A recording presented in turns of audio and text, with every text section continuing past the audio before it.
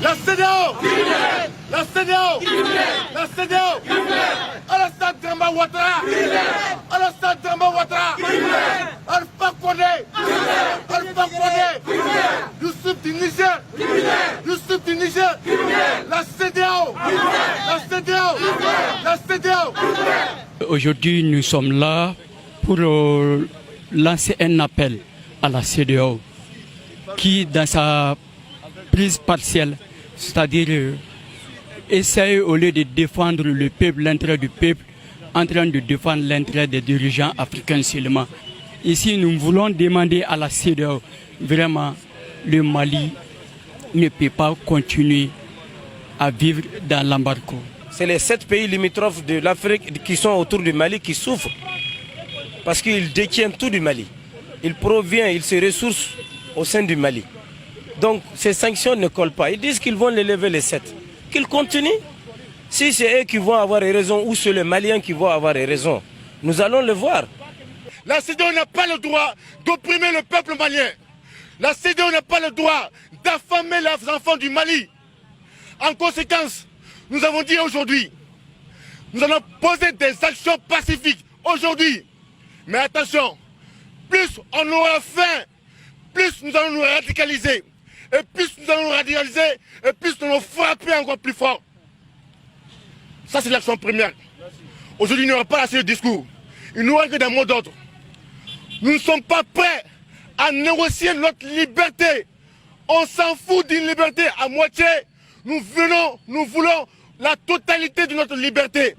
Et toute personne qui se trouvera devant nous à nous mettre des bâtons dans les roues, alors nous allons diriger notre combat contre ces personnes-là. Nous quittons ici. Nous allons manifester, vous montrer comment est-ce que l'embargo a fait mal aux gens. Il faut que les gens qui ont pris les décisions sur nous, en nous imposant cet embargo, en nous empêchant de nous nourrir, en nous empêchant de nous soigner, en nous empêchant de vaquer à nos activités, en violation de notre constitution, nous allons les montrer où ça peut faire mal aussi. Pour ce faire, nous allons nous diriger directement vers une ambassade et aller aujourd'hui lui poser l'embargo comme exemple. Ce serait simplement un exemple pour qu'ils comprennent que ça fait mal. Nous sommes venus de manière symbolique devant l'ambassade de la Côte d'Ivoire, que tout le monde soit témoin, qu'aujourd'hui nous venons de manière pacifique, parce qu'on n'a pas encore eu assez faim. Mais plus on aura faim, plus nous allons nous radicaliser. Voilà, donc nous demandons à toutes les populations maliennes à tous les niveaux, toutes les ambassades membres de la CEDEAO aujourd'hui doivent être barricadées. Rien ne entre, rien ne sort. Voilà, donc la première des choses, nous allons commencer par là. Nous sommes vraiment contre, voilà, vous pouvez voir. Donc c'est pour vous dire que nous sommes contre la décision. Nous sommes contre l'embargo. Il faut dire à Alassane Dramane Ouattara. Voilà. Vous avez dit dans votre conclusion que vous êtes avec le peuple. Et si vous êtes avec le peuple, pourquoi encore maintenir un embargo contre ce peuple martyr? Alors, nous demandons à Alassane Dramane Ouattara de lever immédiatement cet embargo barbare et sauvage. Nous disons à Alassane Dramane Ouattara que le peuple malien a pris désormais ses responsabilités.